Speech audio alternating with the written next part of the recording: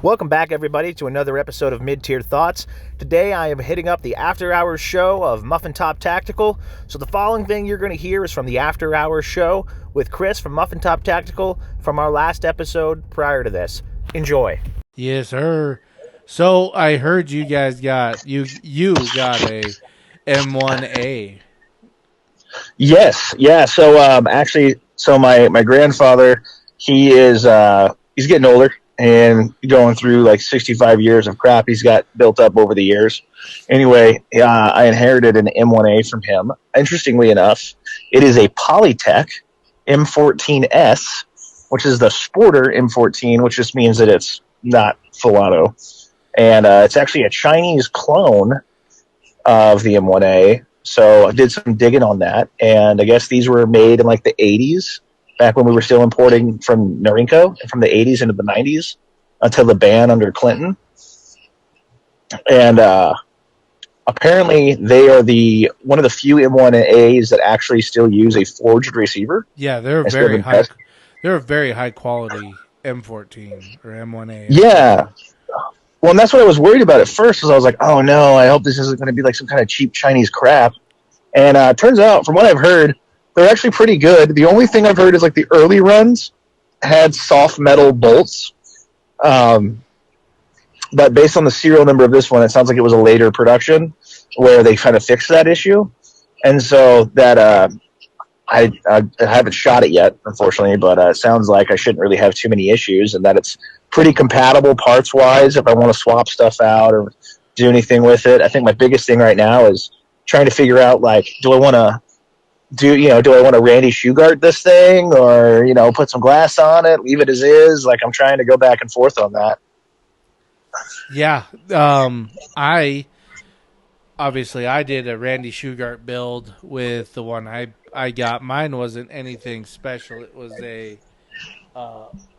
what's called the loaded version of the the Springfield ones.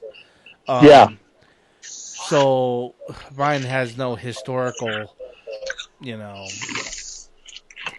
significance, whereas it sounds like yours actually does. So I don't know. Just a little bit of like kind of unique niche gun thing, Right. Gun history, Right. And because like the thing about it that I think is interesting is that like these things were always dirt cheap when they were imported. Like you can get, like, I guess they still get imported widely into Canada, and you can buy them for like $500 Canadian. Oh no shit. Well, not anymore. Yeah. I don't. Yeah, not any. Well, we can't get them, but the Canadians can. Well, they could. Not anymore. Yeah. Yeah, because I think Trudeau pretty much killed all that. Yeah, he kills everything that's joyous. Yeah. The freaking just as bad as the cheese eating surrender monkeys across the pond. So. What's even worse is French Canadians. They're the worst of both. But yeah, I'm pretty stoked about it. So I'm going to be relying on you probably for a lot of like knowledge on this, because so I have a very surface level understanding of that platform. So Smith Enterprises, so there is a company called Smith Enterprise. They make really high end, like they make the best like scope mounts that can go on there if you wanted to put a red dot or a scope on it. They make some of the better ones. The U.S. military actually used them for the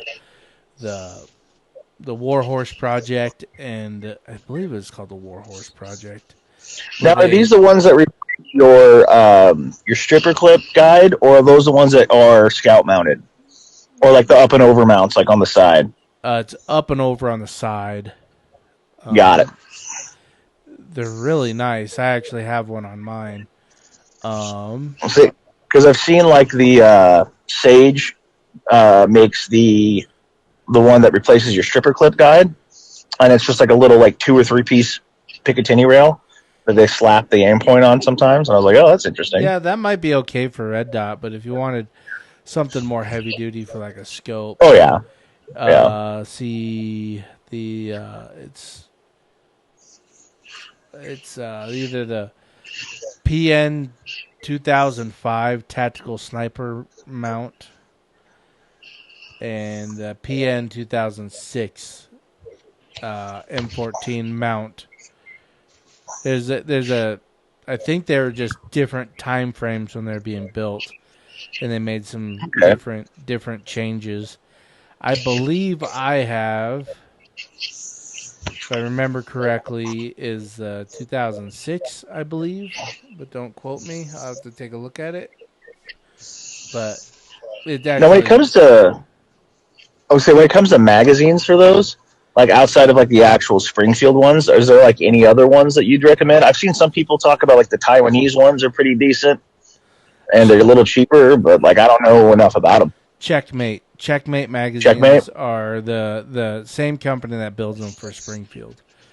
Okay, and that's like the go-to. Yeah, Checkmates, from what I understand, are the better of the magazines. Like, you can buy whatever you want for range plinking, but the quality mags, I think you're going to be wanting to get the Checkmate magazines. And I believe, let's see, Midway. I think I saw them for like $30 somewhere, I think. So that was my first thing I was a little concerned about, was I was like, oh man, like it's cool to get this new platform, but like I hope the magazines aren't expensive, because then I got to go invest in that. But it seems like they're really not that much more expensive than anything else. Right. I'm not sure. So the Checkmate ones for the 20 rounders, for the 20 rounders are 24, I believe. It's not bad. 24. I mean, that's about the cost of a 308P mag. Right. So, and that's one thing I think I want to do is I really hope I can come across an FAL at some point, because I want to kind of do the battle of the battle rifles. You know, I've got a G3, and I kind of just want to see how it stacks up to that M14. Right. Yeah. I think I've been looking at getting another one. I've been looking at getting one of them scout snipers. Or the scouts. Yeah. Like the 18-inch. Yep, the 18-inch one. That would be sweet. And just to have it so we could, I don't know, I'm thinking about shooting 3-gun heavy metal division, which is a single stack 1911, a pump action shotgun, and a 308 rifle. And I was thinking, if I could get one of them shorties, you know, shooting my pump action 870 and my 1911.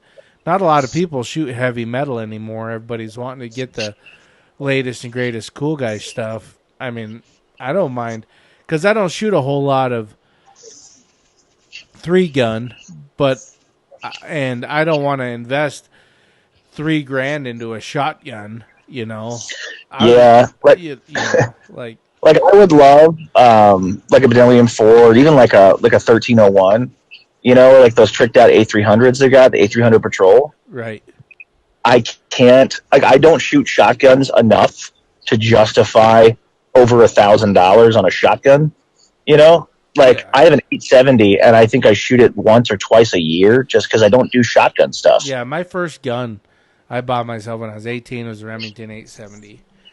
And I've shot that thing so much, it's so smooth, because I've just shot the living bejesus out of it. And so when I decided, I bought an expensive 3-gun shotgun, and I sold it because I never shoot it. And I literally went down to the pawn shop, bought another 870 for $260, did all the cool guy stuff to it, and decided I'm gonna just run this other one that I bought for $200. Yeah. Well, and that's my thing, is it's like it would be cool to do that. And I think like if I was doing shotgun competitions more, or you know, something like that, but it's like the kind of like tactical shotgun like I would want to put together. I just like, there's no purpose in my head where I would see myself like defensively grabbing that over a rifle, and there's no like, it would just be a fun gun, and I can't like mentally justify that much money on a fun gun. Right. No, I mean, your 870 will work for everything that needs to do shotgun stuff with, you know, like. But yeah, the M1A is sweet. I'm kind of an M1A guy. Now I'm turning into like an old M1A guy. And Yeah. there's like a bunch of old YouTube videos on YouTube, obviously, that are about how to use and how to zero the M1As. But a lot of the information is from older guys. So it's like you're joining a fraternity of old fuds when you are trying to learn about this stuff. That's kind of what I noticed was like I was looking up stuff on it and trying to just learn as much about the platform as I can, self-teach myself, everything I could about it. And like every video I found about it is either like Grand Thumb shooting like an EBR chassis, some Navy SEAL talking about his time with it, or the videos are like 12 years old and it's Bubba in his garage being like, today we're taking apart my M14. And you know what? Honestly, I trust the old guy that's taking it apart in his garage, that's got the Brownells apron on, and he actually is talking over Grand Thumb and whoever ex-Navy SEAL is, because they don't honestly give a shit. They're just making cool content. Whereas the guy that's, might have, 500 views on his whole channel is actually showing you actual how, what, where, and what's going on. There's a couple really good old videos that are from nobodies, and that's how I was learning, Well, the thing that really surprised me too is like taking it apart. Like again, not having had a ton of experience with like an M1 style platform, I was surprised at how ridiculously simple it is.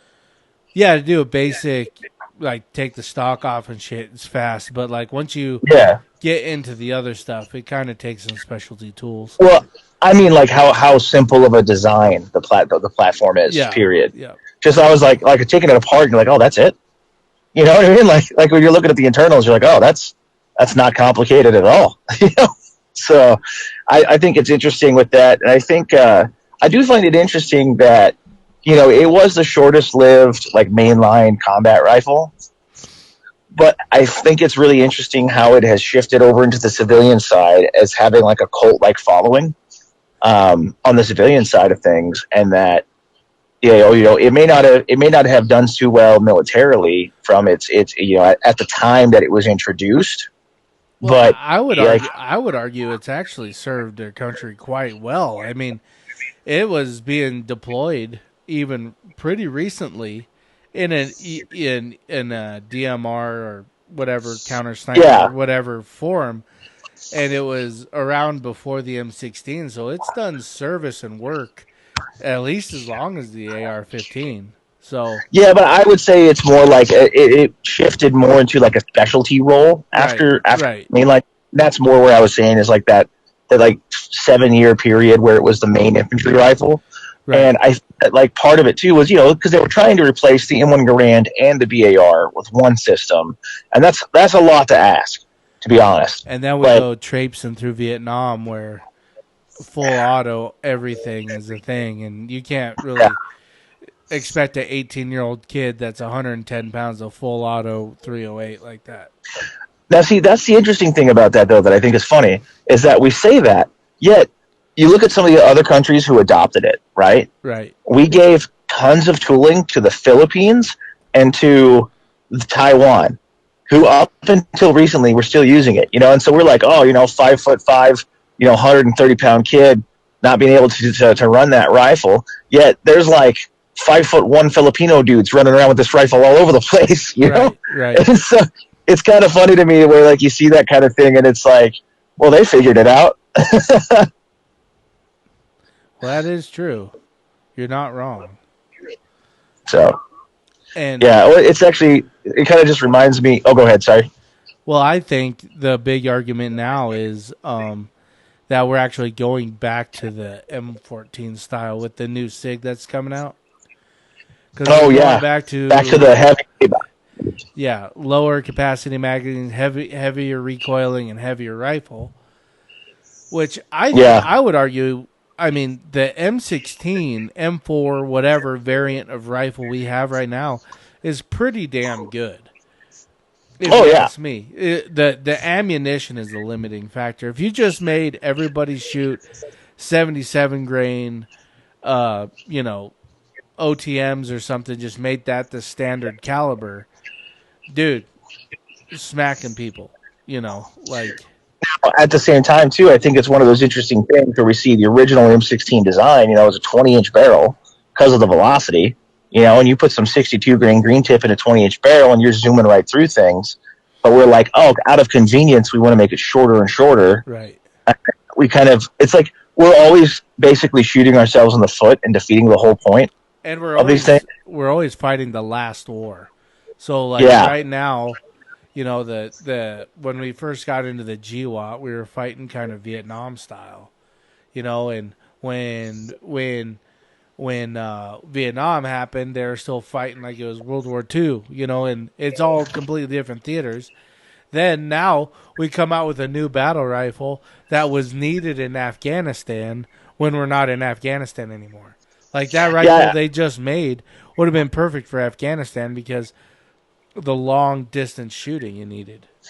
Right, which is funny because if you think about it, like one of our two potential battlegrounds that we're potentially talking about fighting in now is the Pacific and Europe, very much World War II-esque, right? Right. Where the M16 or the M4 on either of those, I think, would be a better platform for that because you're talking about more condensed locations, a high rate of fire, especially whether you're doing jungled islands with urban buildups places, or if you're fighting in major cities in Europe. I think the M4 would shine out better there than a higher caliber, less ammunition rifle, on either theater, which is what the U.S. Army is going to. Which again, just kind of like you said, we're always fighting the last war, right? And same thing with kind of the M14. They're like, cool, make the M1 relevant now, because I think it's interesting how the Soviets, they come out with the AK-47, they give intermediate cartridge, lots of firepower on hand, lots of ammo to be able to throw down range from their experience of city fighting in World War II. And then we go to the 50s and we're slightly smaller caliber 308 and basically make an M1 and 308 and make it have a 20-round magazine. And basically we slightly modernized it, but not really in a way that was comparable to what the Soviets had done. Right. Yeah, the Germans had it right with STG-44. If the war machine behind that would have put it in everybody's hands like they had the 98Ks, you imagine what kind of a different war that would have been? It would have been interesting, I think, for sure, to see how that would have played out had it come out earlier in the war. Right. And how much firearms design may have changed across the country, across everywhere. Right, because I think that was getting unveiled the last, year or two of the war. I don't remember when the Sturmgewehr came out. But like you said, it didn't have a chance to get huge adoption in the, in the German army. So, yeah, and I think that it's always interesting to me where you watch videos of the issues in Berlin with the Berlin Wall and everything, right? And it's 1950, and on one side you have guys with Dishkas and AKs, and on the other side you have Thompsons and M1 Garands. And it's crazy to me how in just the time span, how quickly you think of the time span between World War II ending and jumping into the Cold War, and how almost immediately I would argue we were outclassed by Soviet weaponry in that regard, to where we just almost immediately were by 1950 we're crap, we're behind the game.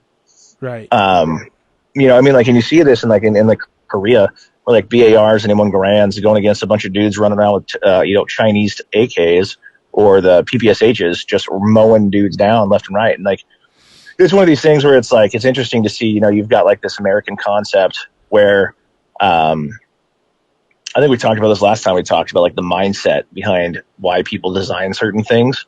And you get people from very condensely populated European cities and condensely populated coastal China, where it's mainly urban fighting. So all of their guns and everything are going to be centered around this idea of fighting where they're at. And then you get us, and we're half the country doesn't have people living in it. So we need long distance, long distance shooting, bench rest shooters is kind of where this culture is coming from, and we designed these things in that vacuum, and then we're like, yeah, it'll be fine. Right. Like the EBR chassis. I was watching the thing about that, and the guy who had invented that was a bench rest shooter who developed it. The people who adopted it were also bench rest shooters. When it made it to the field, everyone was like, this is cool, but it's heavy as fuck. Right. Yeah, because it wasn't designed to be a cool guy chassis like that, Yeah. So It's like I was just watching, like I was saying, one of those videos with the Navy SEAL guy talking about his career, how he ran it, and he actually found a BM-59 stock, and one with the pistol grip. Yeah. Yep. And he just ran that because he took it out of the EBR chassis. He's like, this thing's heavy as fuck. I hate this, and just ran it on a BM-59 chassis with an upper that he had. The upper part, he just had a full-length rail and added all his, accoutrements up there. But he was like, yeah, otherwise, like, I'm not lugging this thing around. It's 15 pounds. That's funny. So, yeah, I think it's interesting to see that and see how, like, people adopt these platforms. Because, like, one thing I noticed on those videos I thought was kind of interesting is, like, the mindset behind some of the people choosing to run, like, an M1A Scout was basically 308 AK. Yeah. Yep. Because that's what I want to do with it when I'm getting the Scout or whatever. I want to do a forward mounted red dot. Yeah. Just so it's short enough for me to be able to run in tight quarters a 3-gun. Yeah. And I might get 25 round magazines for it. But then again, also I'm thinking 308 expensive. Yeah. Well, at least where I'm at, it's not terrible. Like, you can, down at that, I don't know if they have them where you're at, but we got a Bi-Mart up here. It's like a little, it's like a grocery store, like a Walmart knockoff, a little smaller. Huh. One of those, but it's like you have to have like a club membership type of thing to it, Anyway, they have ammo. They sell ammo in the store, and I can get a box of M80 ball from Igman for about $13-14. For 12 rounds. So for 20 rounds? For 20 rounds. So it's not terrible. Yeah. It's like $1 or $2 more than what I can get their basic 5.56 for. Really? It's almost the same price as 62 grain. And so it's like, that's not bad. So load up on it, because who knows what's going to happen after what happened today. I know. If the timing would have been better, I could have swung by there before work. Because that was my thing. I almost texted my wife and was like, go to the store for me. We need to buy beans and bullets, baby. Yeah. Actually, speaking of that, I got my buddy down in Texas. He went to you've seen those places where they have the ammo vending machines that was kind of popular in the last week or two? No. So apparently there's some stores down in, there's one in Oklahoma, one in Arkansas, and I think one in Texas where they're doing ammo vending machines, right? And he's like, oh, hell yeah, I'm going to make the drive for that. That's badass, right? I'm thinking how like you or I would, that's like, do you want a box of 9? Like hit B5 and put your $5 in, right? Like you're getting Doritos out of a snack room. Well, apparently you have to do like a full facial scan and fingerprint to do it. And he's like, yeah, nope, I'm good. Yeah, no shit, right? Yeah. It's like, not today. Nice try, ATF. I see what you're doing there. Yeah. So it's like, it was one of those things. Like, oh man, that's super cool. And he told me like how it really works. Like, that's gay. Right. Yeah, you would. Yeah, retinal scan for your little Debbies. No, but Yeah. I wouldn't mind letting the ATF van number 5 know that I like little Debbies, because they might storm my house, kill my vibe, kill my dog, and then kill my Swiss rolls too. You never know. So I just got to get that shirt, man. That shirt is badass that you guys make. And I enjoy the shirts that you guys make that I kind of poke fun at the ATF, like through the Waco and all those stuff. So. Oh yeah, the greatest hits. I gotta make some more of those. I got a few more lined up that I gotta pump out. I think that's kind of the thing is I like to remind people that, like, if you think the government won't do that, they probably already have. Yeah, they already did it. Yeah, like if you don't, like there's always like the conspiracy theories about like FEMA camps, and like getting put in camps and stuff like that. And you got people like, the government would never do that. Like we did in the 40s to people who were Asian, loyal Americans, mind you. Yeah. We just said, hey, you look slightly like the people we might be fighting, so you're going to Arizona. Good luck. Yeah, and Wyoming. We had them in Wyoming too. Yeah, like things like that, right? Or like, oh, the government wouldn't just randomly kill people. Like, there's a couple hundred dead people at Wounded Knee that might argue against that. The government wouldn't manufacture incidents to bring us into war. Well, the Spanish-American War people might disagree. Yeah, like the Maine blowing up. The government wouldn't kill protesters. Kent State would argue against that. Yeah. Yeah, it's everybody. There's a lot of people out there that don't read their history, and we're doomed to repeat it. Well, look what happened today. Yeah, perfect freaking example. But I just know that Trump's gonna come back wildly more popular once he rolls up on the stage and he goes, "Miss motherfuckers." If you're enjoying this so far, check out episode 37 on Muffin Top Tactical's podcast on his own channel on Spotify. Again, that's Muffin Top Tactical. Go show him some love. Tell him I sent you. Check out episode 37, and while you're there, check out all the other ones. Thanks for listening, guys. Check out www.midtierthoughts.com and check out Blackout Coffee if you want some amazing coffee at an amazing price. Everything helps out the show. Thanks for listening, guys. We'll see you on the next one.